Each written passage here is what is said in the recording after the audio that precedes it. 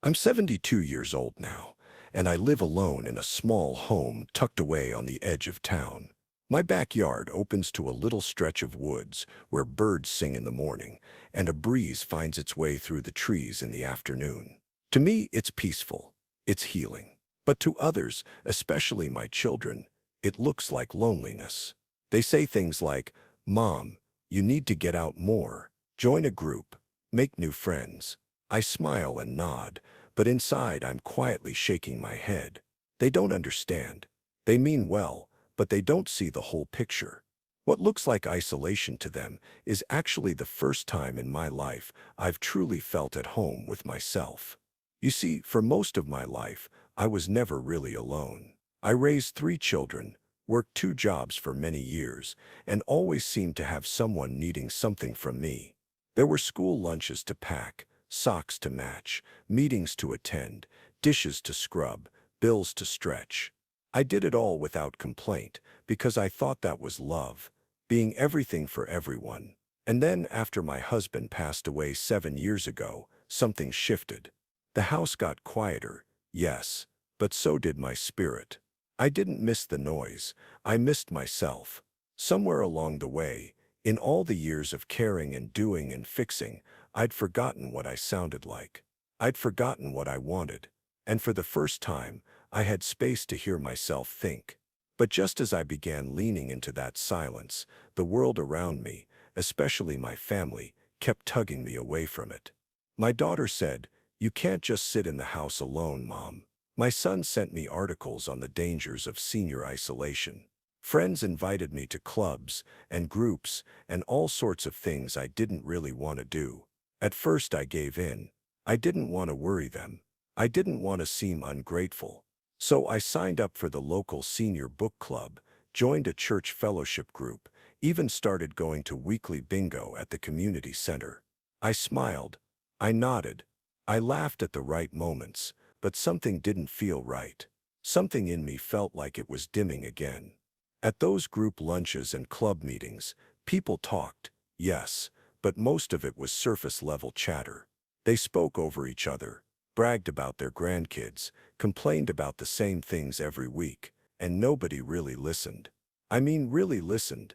I'd sit there thinking, what am I doing here? This isn't connection. This is noise. And then there were the friendships I tried to maintain. One woman, Sharon, from the book club, always found a way to turn every conversation into gossip. She'd lean over and whisper, "Did you hear about Eileen's son? Divorce number 3. Another Donna, only called when she needed a ride or help with something." And when I mentioned I was feeling tired or unwell, she changed the subject. Still, I kept showing up. I told myself, this is what you're supposed to do. Be social, stay involved. It's healthy. That's what the brochures and articles and doctors all say, isn't it? But let me tell you something. Those brochures don't say. Forcing yourself to be around people who drain you is more dangerous than being alone. The stress crept in slowly. At first I couldn't sleep. Then I started waking up with headaches, my chest feeling tight. My blood pressure went up. My appetite disappeared, and I caught myself sighing all day long. Not out of sadness, but out of exhaustion. I was exhausted from pretending. Exhausted from smiling when I didn't feel like it. From keeping up appearances just so others wouldn't say I was alone too much. When I finally went to my doctor, he asked if I was under stress. I laughed, confused.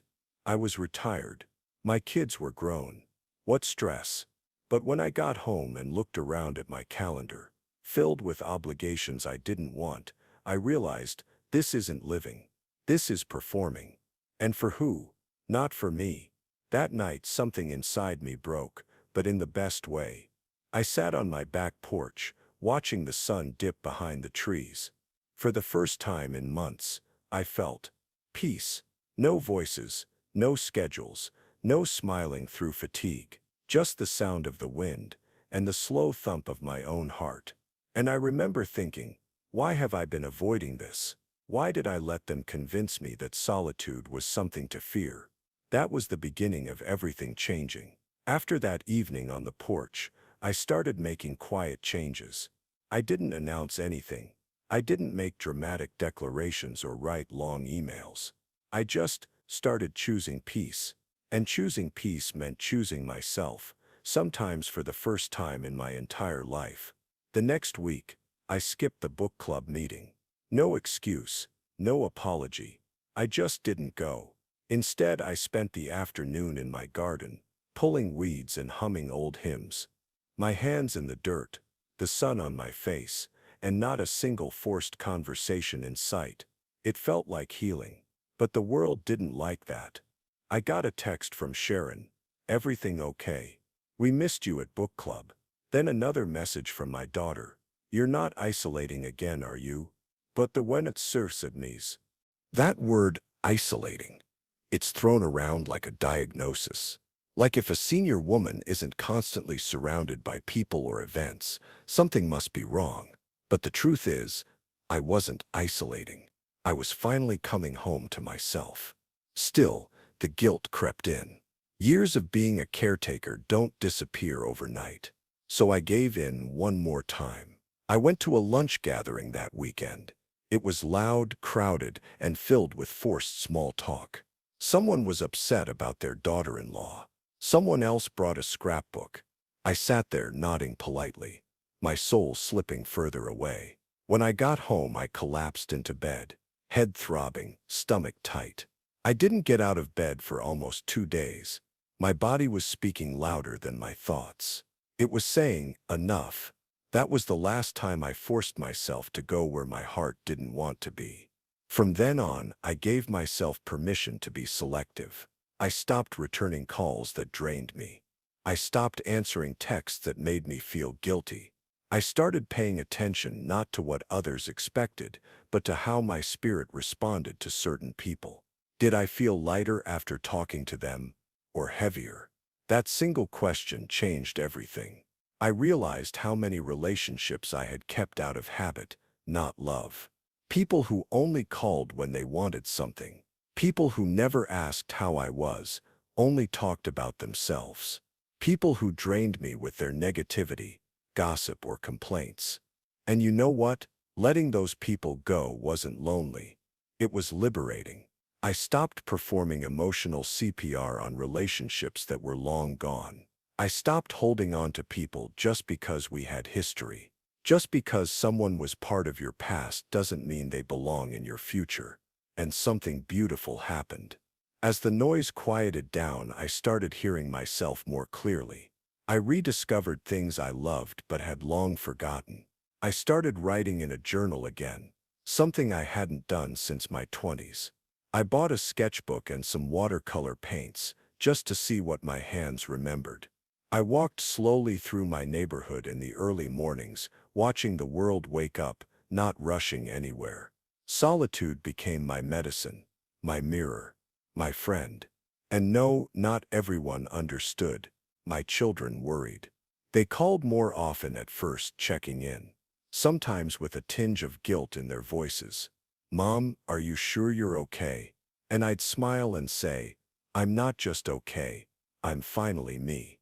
At first, they didn't believe me. My daughter even sent me an article about senior depression and withdrawal. I chuckled, not out of disrespect, but because of how backwards we've made it. We treat stillness like it's a symptom. We treat peace like a problem. But I know better now. The world might not understand it, but choosing solitude saved me from sickness, from emotional exhaustion, from losing myself again. It didn't happen overnight, but slowly, day by day, I began to feel lighter. The kind of lightness that comes not from fixing your problems, but from finally releasing the ones that weren't yours to carry in the first place. The weight of pleasing others, of being the nice one, the reliable one, the available on-demand one, that weight began to fall off my shoulders. And with that, something unexpected happened.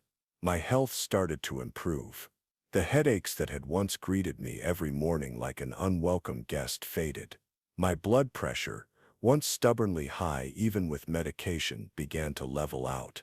I started sleeping better, real, restful sleep, not the kind where you wake up more tired than when you went to bed. My appetite came back too, not just for food, but for life. Not the busy, frantic kind of life people try to push on you, but a slower, gentler one. A life that whispered instead of shouted. It amazed me how deeply connected my mind, body, and surroundings truly were. All those years of being pulled into gatherings, of listening to endless complaints and small talk, of faking laughter to make others comfortable, they had been slowly eroding me. I didn't know how much I'd given away until I finally stopped. And here's the truth I didn't expect. Solitude made my real relationships stronger. With the noise cleared out, I had space to reconnect with people who actually mattered.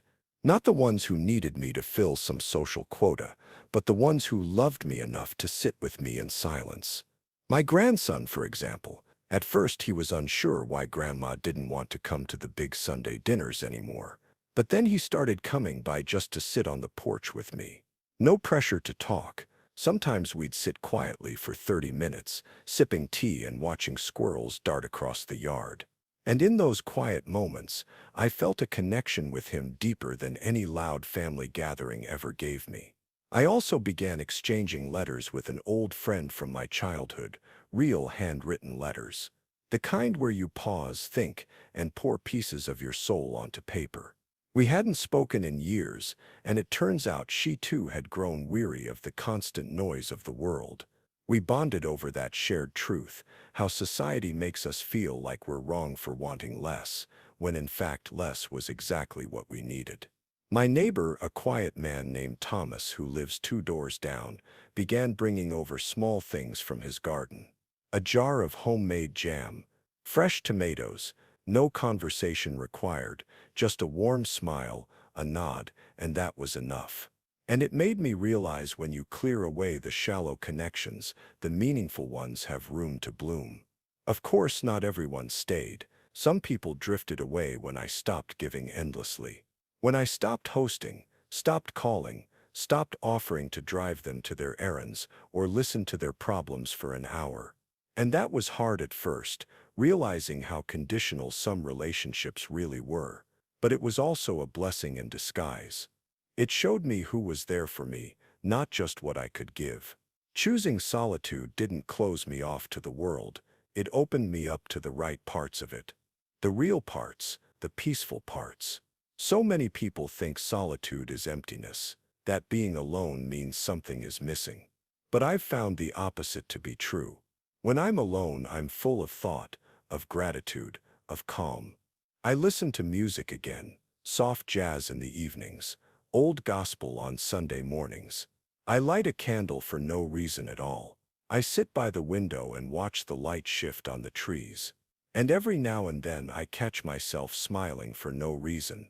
Not because someone said something funny or kind, but because my soul feels light. Solitude gave me back something I didn't even realize I'd lost myself. If you've made it this far in my story, I want to say something directly to you, especially if you're somewhere in your 60s, 70s, or even 80s, and you've been feeling what I felt, tired, overstimulated, quietly aching for something you can't quite name. Maybe you've been told the same things I was. Get out more. Join a group. Don't be alone too much. Maybe your adult children worry about you, not realizing that what they see as silence is actually where you find your peace. I want you to know you're not alone in feeling this way, and more importantly, you're not wrong for feeling this way. You're not broken, you're just wiser now. There's a sacredness to the stage of life we're in. After decades of doing, giving, building, helping, we finally have a chance to ask, what do I want now? And sometimes the answer is not more people, more noise, more events. Sometimes the answer is less obligation, less pressure, less pretending. More stillness, more space, more time with our own thoughts. But admitting that can feel selfish, can't it? Society conditions us to believe that we should always be available, always social, always smiling, especially as women. We're taught that our value is measured by how much we give, how much we support, how many people we surround ourselves with. But let me tell you something I've learned. You don't owe anyone your time. Your energy is not endless. Your presence is a gift, not an obligation. And you have every right, to be selective with where, how, and with whom you spend your remaining years. I'm not saying shut the world out. I'm not saying build walls. I'm saying build boundaries. Boundaries that protect your peace, that let the right people in and keep the wrong ones out, that allow you to live, not just exist, because this stage of life, this chapter we're in, it's not about trying to prove our relevance, it's about living honestly, simply, quietly, if we choose. It's about sipping coffee in a sunlit kitchen, not rushing through traffic to a luncheon you didn't even want to attend. It's about laughing with someone who truly sees you, not sitting in a crowded room where no one really hears you. I know some people will judge. They'll call it antisocial. They'll say you've withdrawn. But let them, they don't know what it feels like to finally breathe without the weight of expectations pressing down on your chest. And if you're feeling guilty for saying no more often, stop. Saying no doesn't make you unkind. It makes you honest. It makes you free. You've earned the right to choose peace. You've earned the right to be still. You've earned the right to sit in your garden, or in your recliner, or under a blanket by the window, doing nothing but existing fully and joyfully. So if you felt that pull, the one that whispers, I want to be alone for a while, follow it. That voice inside you is your truth, and it's time to listen to it. You don't need to explain it to anyone. Just live it. Because the quiet you've been craving, it's not emptiness. It's your soul finally asking to be heard. People often think that turning 70, or 72 in my case, marks some kind of ending. The end of usefulness, the end of adventure, the end of growth. But I've found the opposite to be true. This has been the most honest, freeing, and deeply personal chapter of my life. It didn't come with a celebration. There was no grand announcement. It came quietly, like a morning fog lifting, revealing what had been in front of me all along, a life I had never fully lived for myself. Choosing solitude wasn't me giving up on people. It was me finally choosing which people, and more importantly, choosing myself. For decades, I showed up for others. I bent to fit the mold. I wore the smile, gave the time, and sacrificed my own needs more times than I could count. I did it with love, but often at a cost I didn't understand until later. Now I wake up without a packed calendar, and I'm grateful. I sit on my porch without a phone buzzing every 5 minutes, and I'm at peace. I spend my days not performing, but being. And that, to me, is the most radical act of freedom a woman my age can choose. There's so much talk about aging well these days. Most of it focuses on keeping busy, staying active, being productive.